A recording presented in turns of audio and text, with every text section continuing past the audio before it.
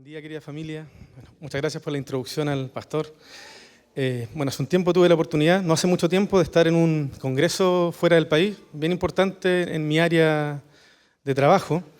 Y me pareció muy interesante y bonito que cada vez que pasaba alguien a presentar, lo primero que hacía es le daba gracias al dueño de casa, ¿ya? Que en este caso sería el pastor. Así que primero quiero darle gracias al pastor Alexis por la oportunidad de estar nuevamente aquí compartiendo con ustedes. Y me pasaba que mientras preparaba la prédica, empecé a revisar un poco las predicaciones anteriores. Y la última vez que prediqué en esta casa fue casi exactamente hace 2 años, el 30 de julio del año 2023. Uno podría decir una casualidad, coincidencia, pero yo creo que las cosas de Dios no hay casualidades, ¿cierto? ¿Han escuchado la palabra diosidencia? Yo creo que se trata de eso. Y les dejo, y justo es un proceso de 2 años, y nos fuimos a estudiar 2 años. Entonces, creo que Dios me está hablando también de eso y también quiere hablarle a la iglesia de eso, como estar atento de los procesos, de los tiempos. En cada uno trabaja el Señor de una manera distinta y tiene tiempos distintos. Entonces, este tiempo que se viene, valga la redundancia, yo creo que es un momento para reflexionar en qué estamos viviendo, qué estamos haciendo, qué Dios nos está hablando y si a lo mejor ya es el momento de pasar una nueva etapa. Amén. Y sobre el tema que les quiero compartir hoy día, es sobre el que está ahí en la diapositiva, hablar sobre Jesús, Mesías, Señor y Juez. Como bien sabe, estamos compartiendo una serie, ya está en la serie número 3, que se titula Jesús, como yo soy el que transforma, y se basa en el enfoque que tenemos como iglesia para este año.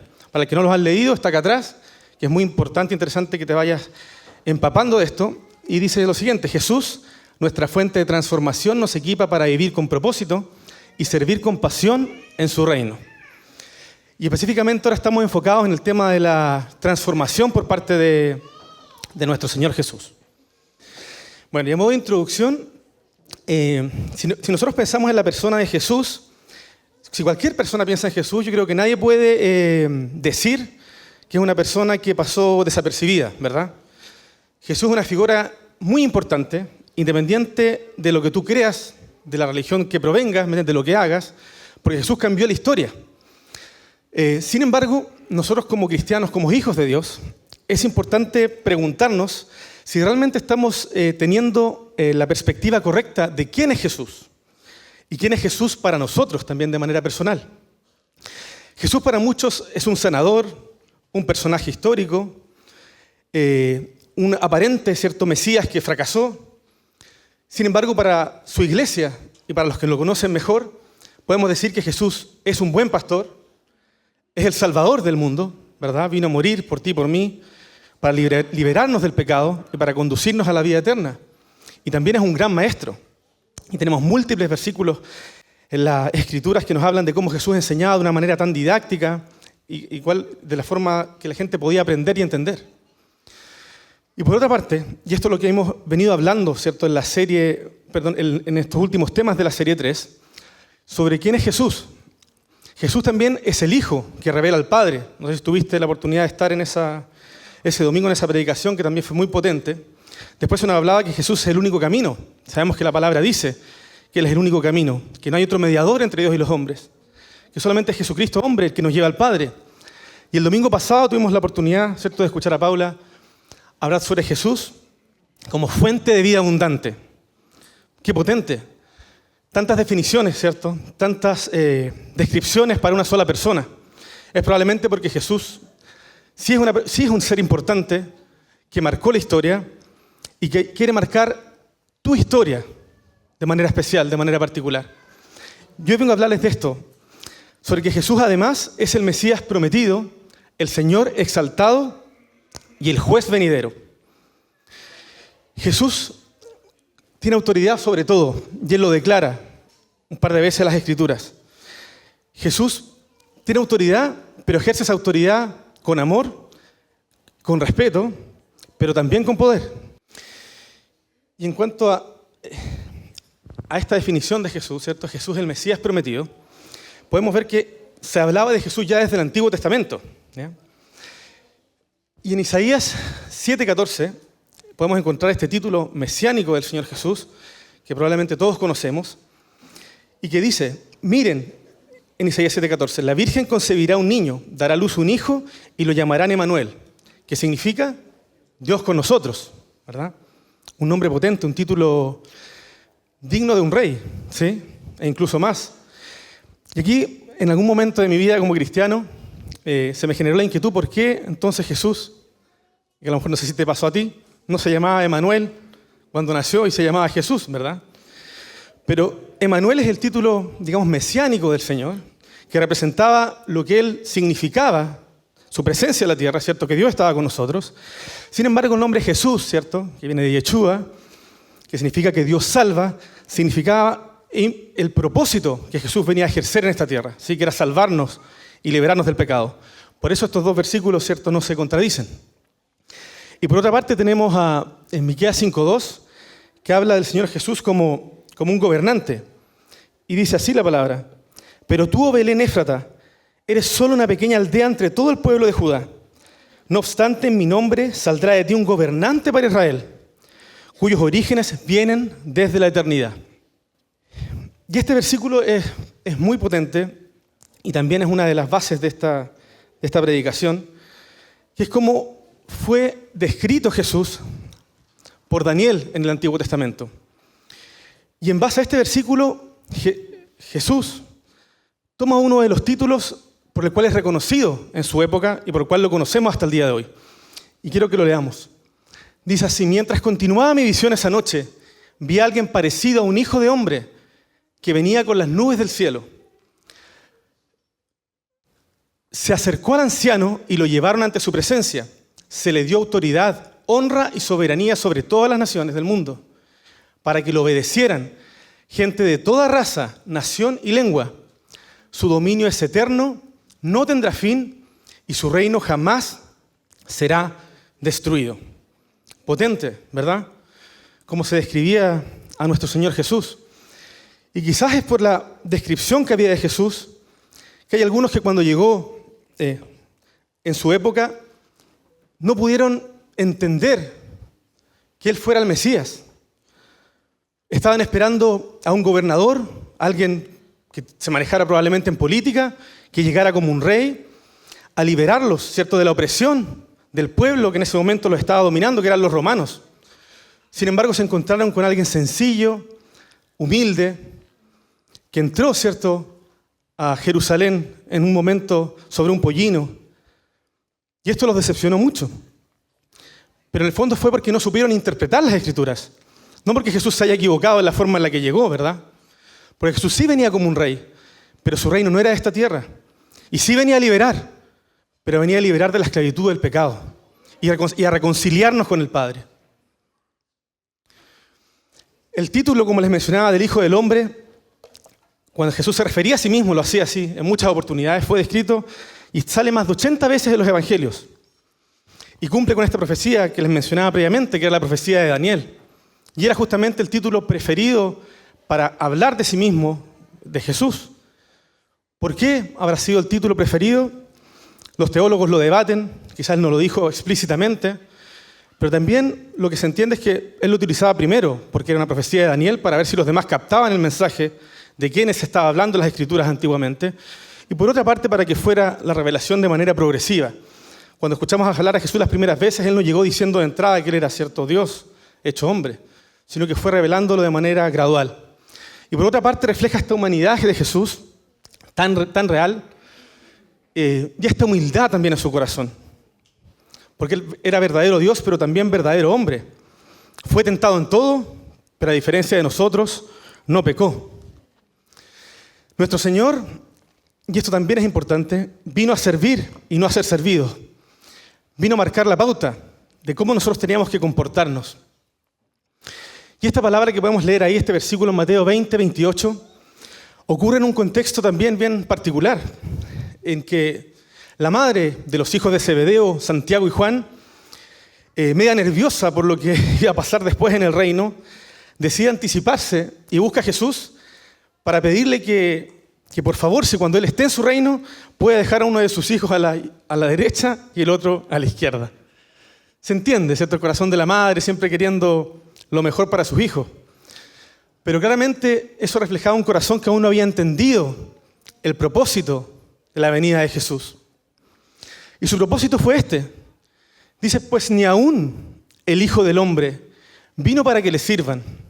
Y el Hijo del Hombre es el que más tiene derecho, privilegio, se lo ha ganado, ¿cierto?, de ser servido. Sin embargo, Él no vino a buscar eso, sino que vino a servir. Y es más, vino a dar su vida en rescate por muchos. Vino a dar su vida por ti, vino a dar su vida por mí. Y en Isaías 53, wow, es un capítulo, pero muy, muy potente. Si no lo has leído, te recomiendo que tomes apunte, marques Isaías 53 y en un momento de oración, de intimidad con el Señor, lo leas. Isaías 53, Antiguo Testamento. No puede ser más clara la figura de Jesús en ese capítulo. De verdad, es sorprendente. Y ahora uno se pregunta, ¿pero por qué entonces siguen habiendo judíos al día de hoy que no creen en Jesús, que no lo ven? Si en Isaías 53 está tan claro y es tan explícito quién es Jesús, quién fue ese Mesías y todo lo que se cumplió después. Hace un par de años atrás tuve el privilegio también junto con mi esposita de viajar a Israel en un viaje misionero bien especial. Y uno de los buses que iba paseando por los distintos lugares de Israel, había una profesora que era judía, pero judía convertida. Y en una de sus conversaciones ella abrió su corazón y contó, y habló de Isaías 53. Y dijo que este fue el capítulo que a ella la convirtió.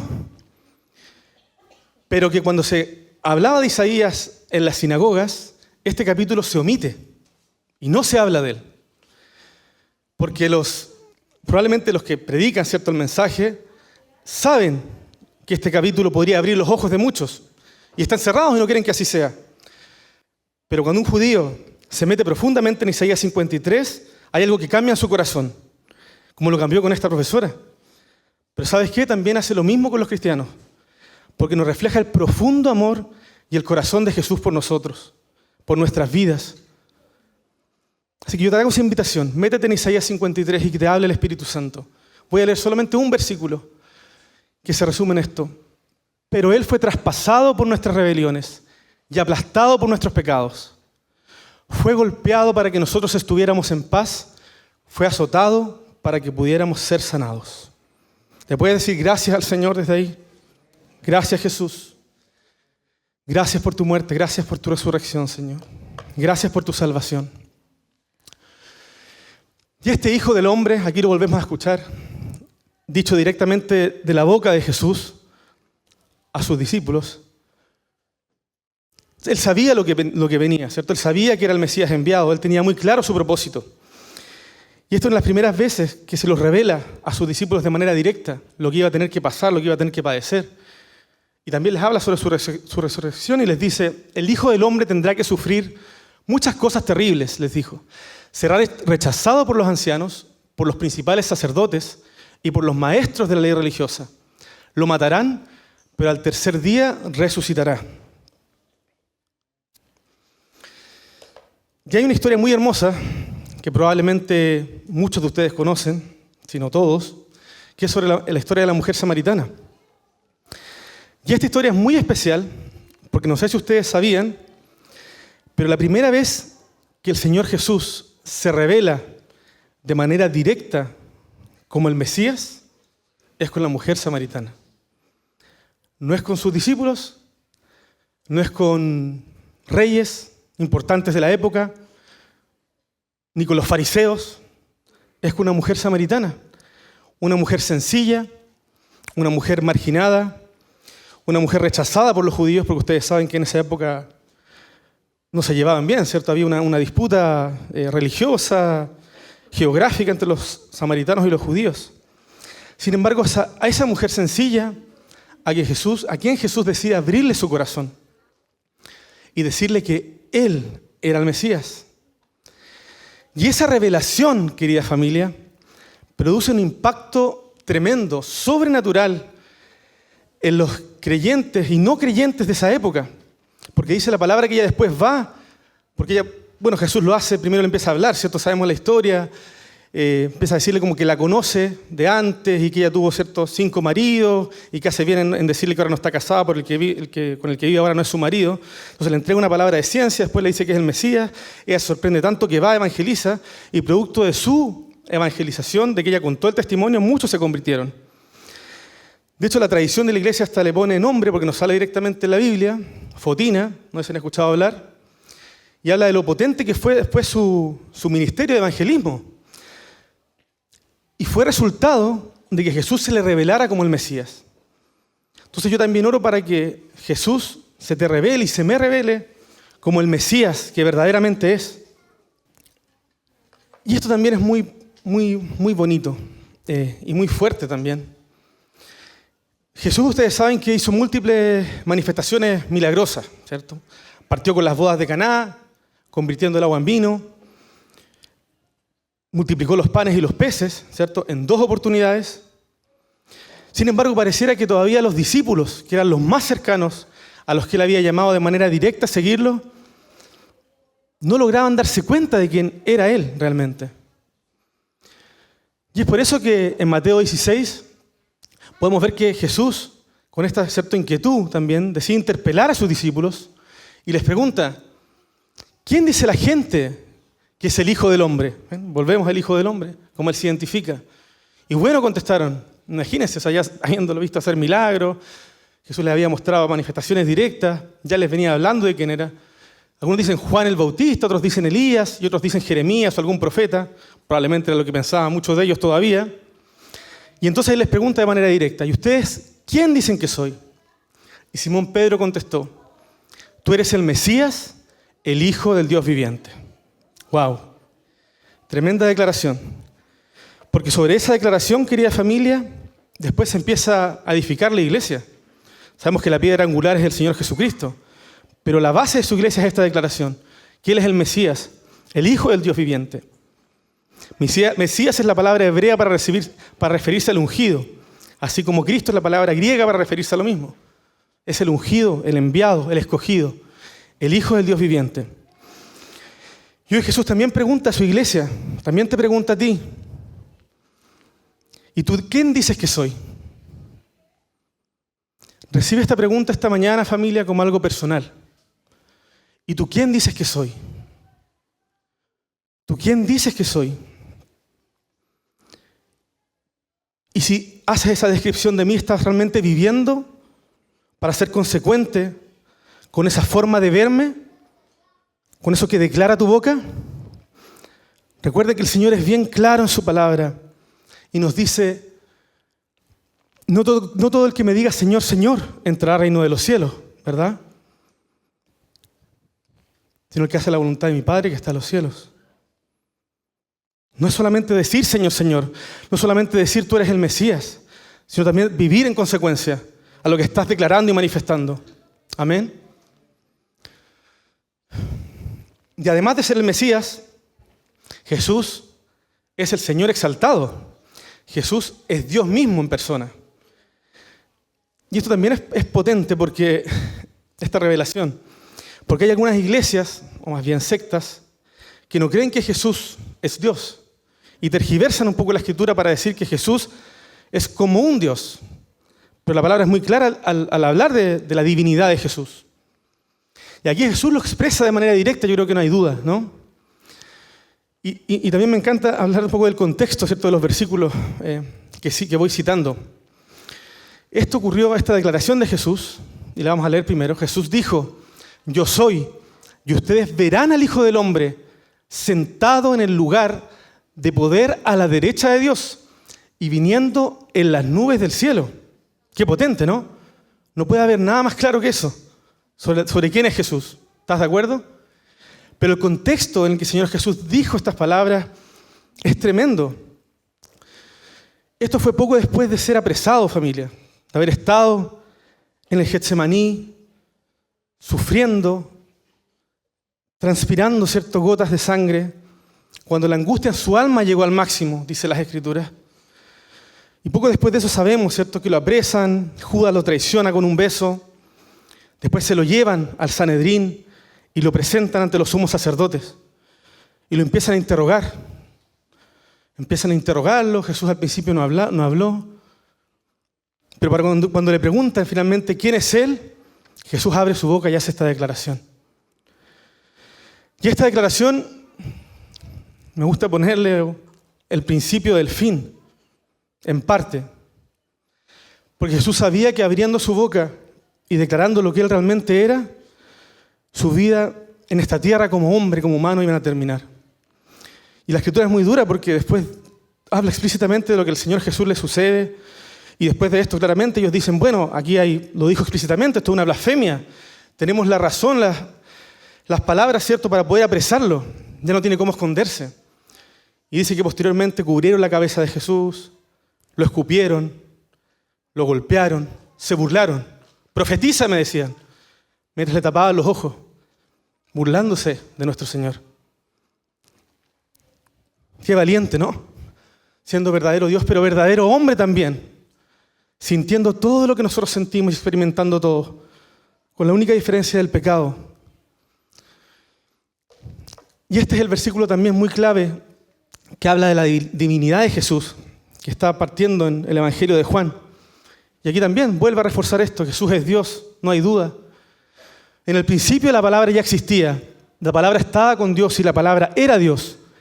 El que es la palabra existía en el principio con Dios. Wow, ¿no es hermoso? La palabra era Dios.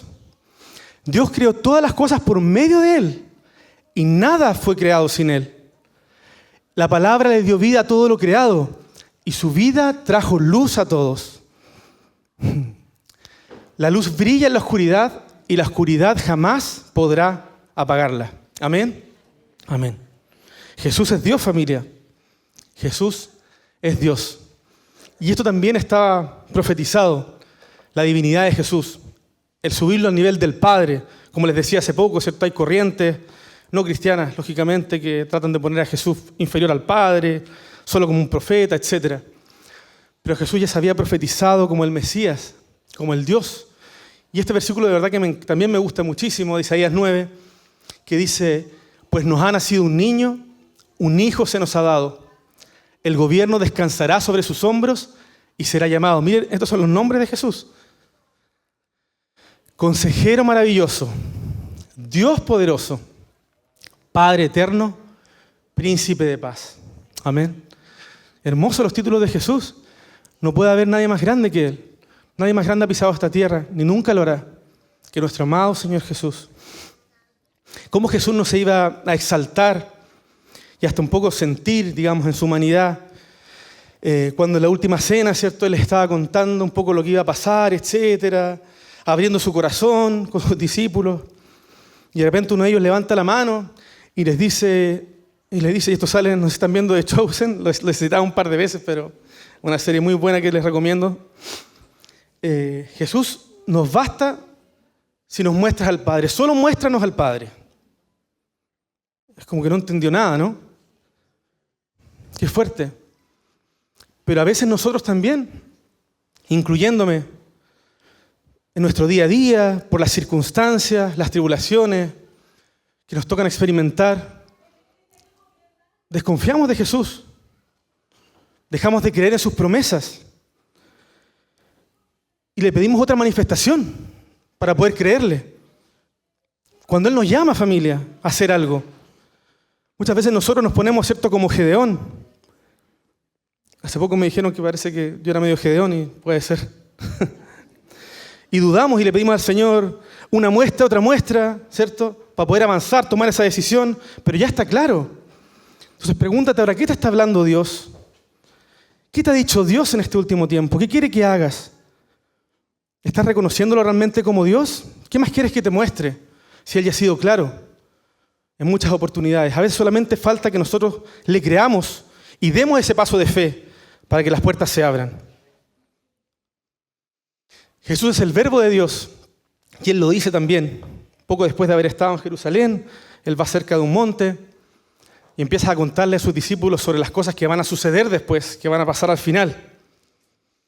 Y les dice, terminando, digamos, ese relato, como de los últimos tiempos, igualmente cuando vean todas estas cosas, sepan que el tiempo está cerca a las puertas. Les aseguro que no pasará esta generación hasta que todas estas cosas sucedan. El cielo y la tierra pasarán, pero mis palabras jamás pasarán. Por eso es tan importante, familia, empaparse de la palabra de Dios, de lleno, meditar su palabra, meterse en ella, que Dios nos vaya revelando lo que hay detrás de esos versículos. Porque la Biblia guardada en la casa, sin leerla, no sirve de nada.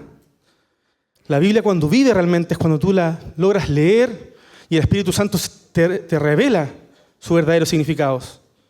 Cuando del logos, ¿cierto?, que es la parte del conocimiento, pasamos al rema, que es la revelación.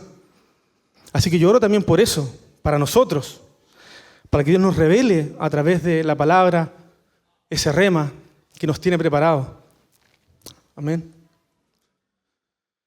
Jesús, el gran yo soy, también es otro versículo explícito del Señor Jesús hablando de su divinidad. Y lo hace delante de una multitud que está bien enojada porque habían tenido una discusión previamente. El Señor los reprendió, les dijo que eran de cierto de su padre el diablo, que no eran de Abraham, etc. Y él contesta finalmente esta verdad que también es muy explícita al mencionar que lo siguiente: les digo la verdad, aún antes de que Abraham naciera, yo soy. Yo soy. Cuando Dios mencionó eso por primera vez en las Escrituras, yo creo que todos lo recordamos, ¿cierto? En la zarza ardiente, cuando habló con Moisés. El yo soy. Jesús también es Señor sobre todo, siendo Dios y teniendo autoridad. Él tiene autoridad sobre todas las cosas. Y en múltiples ocasiones los judíos de esa época, los fariseos, trataban de pillarlo, ¿cierto?, en ciertas situaciones para ver cómo él se caía, cómo él a lo mejor se equivocaba. Y aquí hay una situación bien particular también, que hablaba sobre el día de descanso, donde Jesús también impuso su autoridad, diciendo: les digo, aquí hay uno que es superior al templo. Hablaba de sí mismo. Imagínense decirle a los judíos de esa época una declaración así: ustedes no habrían condenado a mis discípulos, quienes son inocentes, si conocieran el significado de la Escritura que dice: quiero que tengan compasión, no que ofrezcan sacrificios. Ahí estaban citando al profeta Oseas. Pues el Hijo del Hombre es Señor incluso del día de descanso. Es Señor sobre todo. Y esta declaración de soberanía de Dios también tiene que llevarte a experimentar una paz sobrenatural. El Señor, que es soberano sobre todo, es soberano sobre tu familia, es soberano sobre tus circunstancias. ¿Por qué temer? ¿Por qué dudar? Si Dios tiene el control. Dios sujeta todo. No hay nada que se le escape. Trataron de pillarlo 1000 veces, nada se le iba a escapar. Él es Dios, Él es perfecto, Él es el Señor. Y en esta declaración también maravillosa sobre la autoridad de Dios, conocida, ¿cierto?, clásicamente como la Gran Comisión, Jesús dice lo siguiente. Esto fue después de haber resucitado. El Señor Jesús falleció, como sabemos, en la cruz. Al tercer día resucitó. Y una de las cosas finales que les dice a sus discípulos es lo siguiente: se me ha dado toda autoridad en el cielo y en la tierra. Por lo tanto, vayan y hagan discípulos de todas las naciones, bautizándolos en el nombre del Padre, del Hijo y del Espíritu Santo. Enseñen a los nuevos discípulos a obedecer todos los mandatos que les he dado y tengan por seguro, y esta es una promesa hermosa, que estoy con ustedes siempre hasta el fin de los tiempos. Amén. Esto es hermoso porque esta declaración es para todos. Y esta autoridad que tiene Jesús, que menciona, ¿cierto?, en el primer versículo, es una autoridad que le confiere dar autoridad también. Amén. Entonces tú eres una persona que cuando te acercas a Jesús, recibes, ¿cierto?, su perdón y Él pasa a ser tu Señor. Tú también recibes autoridad como hijo de Dios. Entonces también tienes el poder para poder sanar, para poder liberar demonios, para poder resucitar muertos incluso. El Señor Jesús lo dijo: cosas más grandes que yo, ustedes harán. ¿Sí? ¿Y estamos haciendo esas cosas más grandes? Tenemos que hacernos esa pregunta, familia. Tenemos que salir de ese lugar de comodidad, de ese lugar de aceptar a un Jesús que ha sido construido en nuestra mente, siguiendo un patrón a lo mejor familiar, de herencia, no lo sé, del mundo, para conocer al Jesús bíblico, al Jesús verdadero, al Jesús poderoso, al Jesús que es Mesías, Señor y Juez. Y este poder del Señor Jesús, lo mencionaba hace poco, es un poder para perdonar, para liberar. Y el perdón es una cosa fabulosa que solamente nos puede conceder Dios, porque sabemos que esa fue la razón que nos apartó del jardín, el pecado, ¿sí? Y Jesús vino justamente para eso, para liberarnos del pecado, para librarnos de esa esclavitud. En Marcos 2:10 al 11 dice: así que les demostraré que el Hijo del Hombre tiene autoridad en la tierra para perdonar pecados. Entonces Jesús miró al paralítico y dijo: ponte de pie, toma tu camilla y vete a tu casa. Este versículo igual tiene algo muy especial. Por eso hay que entender también su contexto. Ya justamente esa figura del paralítico, esa historia, cuando Jesús estaba haciendo sanidad, ¿cierto?, predicando, y era difícil acercarse a él, porque estaba rodeado de gente. Y sus amigos más cercanos lo llevan a este paralítico, ¿cierto?, que necesitaba la sanidad de Jesús, sobre el techo para poder descenderlo y que pueda recibir esta sanidad de parte de Jesús. Y una vez que desciende, lo primero que le dice el Señor no es, tú eres sano, ¿me entiendes? Yo extiendo sanidad sobre ti. Sino lo primero que le dice es, tus pecados te son perdonados. Y eso causó mucha controversia alrededor, porque estaban, digamos, los judíos mirándolo y se exaltaron, ¿cierto? Se molestaron, pero ¿cómo es posible que éste pueda perdonar pecados? ¿Me entiendes? ¿Con qué autoridad? Entonces Jesús responde de esta manera, diciendo, como declarando una cosa, pero acompañada de una acción en consecuencia, que es repetir, tus pecados te son perdonados, pero para que ustedes crean que el Hijo del Hombre perdona pecados, también sana al paralítico. Amén. Entonces eso también es una interpelación personal de parte de Dios. Y también Pablo lo menciona, que el Evangelio de Jesús tiene que ser con poder también. Va con amor, va con palabras de sabiduría, pero también con su poder. Entonces no tenemos que cerrarnos a lo que hemos conocido, a lo que estamos viviendo, sino que tenemos que pedirle al Espíritu Santo que abra nuestra mente, que nos lleve más allá de las cuatro paredes y que realmente nos ayude a poder hacer su voluntad y extender su reino de manera poderosa para traer libertad y para que las vendas caigan de muchos que aún no lo conocen. Y cuando recibimos la libertad por parte de Jesús y Jesús llega a nuestras vidas, esa libertad es una libertad que permanece. Es la verdadera libertad que el ser humano puede experimentar. Porque todos estamos encadenados, todos estábamos encadenados hasta que conocemos a Jesús. Después tenemos luchas, pecamos, obviamente, fallamos, pero la verdadera libertad que permanece viene de un encuentro profundo con Jesús. Y Él lo declara en Juan 8:36. Así que si el Hijo los hace libres, ustedes son verdaderamente libres. Tenemos que creerlo, familia, porque va a venir el enemigo a tratar de engañarnos, de que somos esclavos, de que no somos libres, de que no podemos avanzar, de que si tú hiciste esto no eres digno del Señor para hacer lo otro. Saquemos esa mentalidad de nuestras cabezas y empecemos a vivir en una verdadera libertad. Y finalmente, habrá sobre Jesucristo también, que es un juez justo. Y hablar sobre el juez justo, bueno, probablemente daría para otra predicación, pero vamos a dar unas pinceladas en relación a este tema, que también es tan importante. Porque Jesús es Dios, ¿cierto? Es una persona amorosa, misericordiosa, es santo, pero también es un Dios que juzga, porque es un Dios recto, es verdadero. El pecado no habita en Él. Estamos actualmente viviendo como iglesia el tiempo de la gracia, efectivamente. Pero la gracia tiene que ser una gracia activa, ¿sí? Que no te dejes sentado diciendo, bueno, vivo en la gracia, Dios pagó todo, no importa lo que suceda alrededor, o trato de comportarme medianamente bien y suficiente, no. El tiempo de la gracia es una gracia en la cual Dios tiene que llevarte a cumplir su propósito, a activarte, en la cual tú tienes que estar con los oídos abiertos para discernir y escuchar su voz y poder actuar conforme a su voluntad. Pero llegará el día en que el Señor también nos va a juzgar. Y no puede ser más explícito también y más claro Jesús en Mateo 25 cuando dice: cuando el Hijo del Hombre venga en su gloria, acompañado por todos los ángeles, entonces se sentará sobre su trono glorioso. Todas las naciones se reunirán en su presencia y Él separará a la gente como un pastor. Separa las ovejas de las cabras. Pondrá las ovejas a su derecha y las cabras a su izquierda. Fuerte igual el versículo. Probablemente aquí el Señor está hablando de las ovejas, ¿cierto? Sus hijos y cabras, personas que no lo han conocido, o que se han cerrado, ¿cierto?, a recibir el mensaje mientras estaban vivos. Pero eso no tiene que dejarnos a nosotros indiferentes y tranquilos. Soy una oveja, probablemente voy a estar del lado derecho, ¿cierto? Me salvé. Sino que tiene que inquietar tu corazón para poder tratar de, mientras todavía vivas, extender el Evangelio de Jesucristo, extender el reino. Evangelizar, abrir la boca, familia.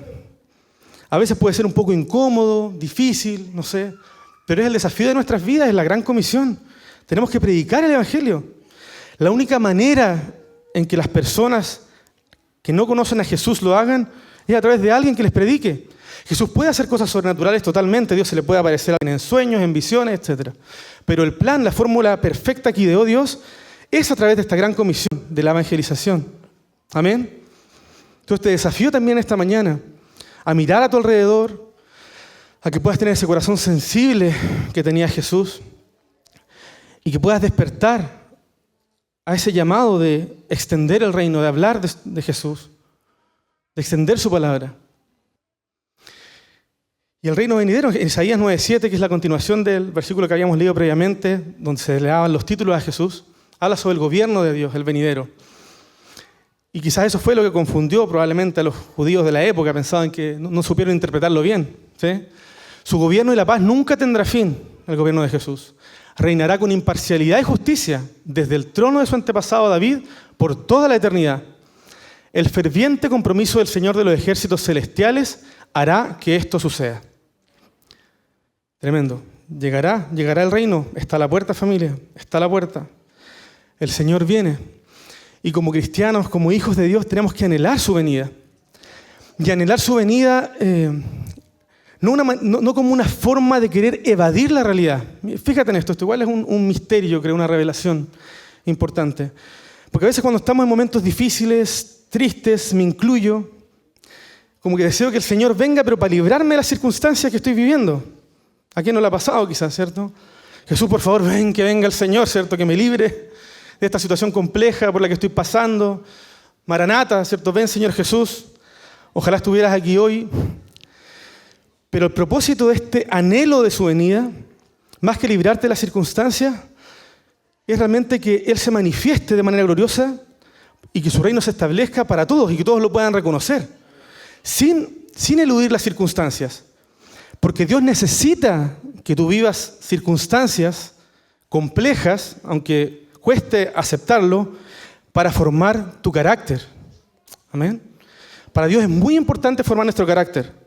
Y de repente permitirá que vivamos situaciones difíciles para poder cumplir este objetivo, que para el Señor es fundamental. Entonces, anhelemos la venida del Señor, pero con la visión y con los ojos correctos. Y ya para ir terminando estos versículos también que son muy, muy importantes en relación a la venida del Señor. Yo no me crié en el mundo evangélico, yo nací católico, no sé si todos sabían, pero cuando me he juntado con amigos cristianos de cuna, decían que uno de estos versículos como que cuando eran chicos les daba como un poco de temor. E incluso las familias, o no sé si los papás lo usaban así como para asustarlos un poco, ¿ya? Y el que está en 1 Tesalonicenses 5:2-3.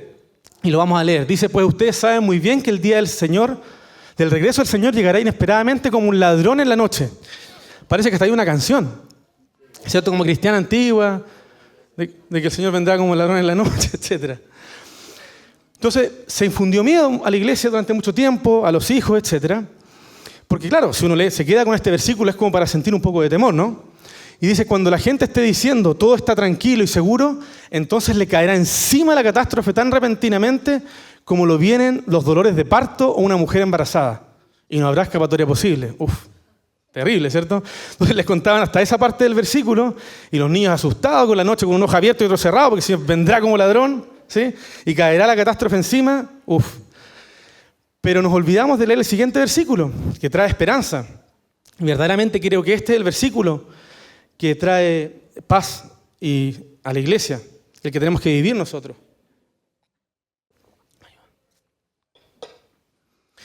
Y en 1 Tesalonicenses 5:4 dice así, pero ustedes, amados hermanos, no están a oscuras acerca de estos temas y no serán sorprendidos cuando el día del Señor venga como un ladrón. Amén. Pues todos ustedes son hijos de la luz y del día. No pertenecemos a la oscuridad ni a la noche. Amén. Pero ojo aquí, también el Señor da una advertencia, o una recomendación o sugerencia, como quieras tomarlo. Así que manténganse en guardia, no dormidos como los demás. Estén alerta y lúcidos. ¿Sí? Entonces yo creo esto, familia, profundamente, que cuando uno pasa a ser parte de la familia del Señor, Dios te acoge, el Señor te recibe, el Señor te guarda. No voy a entrar ahora como en debate teológico, ¿cierto?, sobre el calvinismo, el arminianismo, la salvación se pierde, ¿no? Pero yo tengo esa convicción de que realmente cuando uno está en los brazos de Dios y Él te recibe como el Padre, y lo dice la Escritura, tú pasas a ser parte de esa familia y Él no te va a soltar. Él no te va a dejar ir. Pero eso no implica que tengamos que nosotros permanecer indiferentes a lo que Dios está haciendo. Que tengamos que seguir viviendo una vida light, ¿me entiendes? Una vida en que no nos importe qué pasa a nuestro alrededor. Yo estoy seguro que cuando nos vayamos de la eternidad, y eso muchos lo han dicho, ¿cierto?, nos vamos a encontrar con gente que nunca pensábamos encontrarnos, y no nos vamos a encontrar con gente que probablemente esperábamos ver. Y esto es fuerte, pero la palabra de Dios es clara. La palabra de Dios es clara, familia. Este es el momento para que nos acerquemos al Señor, para que rindamos nuestro corazón a Él, para que nos despojemos de todo lo que nos dificulta, todo lo que nos pesa, todo lo que genera una carga, una presión. Recién en la oración se oraba sobre eso, ¿verdad? Se le pedía al Espíritu Santo que viniera sobre este lugar, liberándonos de toda atadura, de toda carga, de todo peso. Y realmente yo creo que el Espíritu Santo se está moviendo en esta mañana. Se está moviendo en esta mañana. Se está moviendo como un susurro apacible. Recuerda la imagen del profeta Elías, ¿cierto? Cuando vino un fuego, un terremoto, un viento fuerte, y Dios no estaba en esas cosas. Estaba en un silbido apacible. Siento eso del Espíritu. El Espíritu está hablando en esta mañana. Él está hablando a tu corazón. A tu corazón.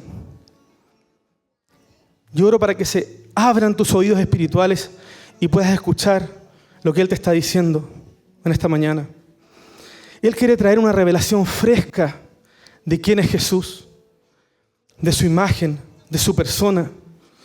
Que realmente puedas tener una relación con Jesús íntima, una relación profunda, una relación en la que tú puedas reconocer todos sus atributos, todas sus características, todos sus títulos, familia. No te quedes solamente con el Jesús de The Chosen. Buena onda. Él es buena onda, nos ama. Él es tierno. Pero Él también es Dios. Él es Señor. Ay, amado Jesús, amado Señor. Este Mesías, Señor y Juez, este Dios poderoso, que se hizo como uno de nosotros, dejando todo atrás, familia, todo atrás. Jesús estaba en el trono, estaba en el reino eterno. Sin embargo, no le importó. Se despojó para poder restaurar tu relación con el Padre. Este Jesús vino a servir, no a ser servido. Y pasó el peor de los tormentos y el peor de los sufrimientos, siendo totalmente inocente. Cargó con tu culpa, cargó con mi culpa, con nuestros pecados, con tal de restaurar nuestra relación con el Padre, de hacernos libres de una vez y para siempre. Jesús dijo que vendría y vino, se profetizó, vino. Cuando vino, habló sobre su muerte y su resurrección. Y se cumplió, familia, se cumplió. Él murió en la cruz, resucitó al tercer día. Y Él también profetizó y dijo que volvería. y el Señor volverá. Volverá. Aférrate a esa esperanza. Aférrate a esa verdad. Y vive como si el Señor Jesús tuviese que volver o viniera hoy en la noche, en un par de horas más. Él quiere que vivamos con esa urgencia, con esa premura, como si Él está a la puerta. Él ya viene. Él ya viene.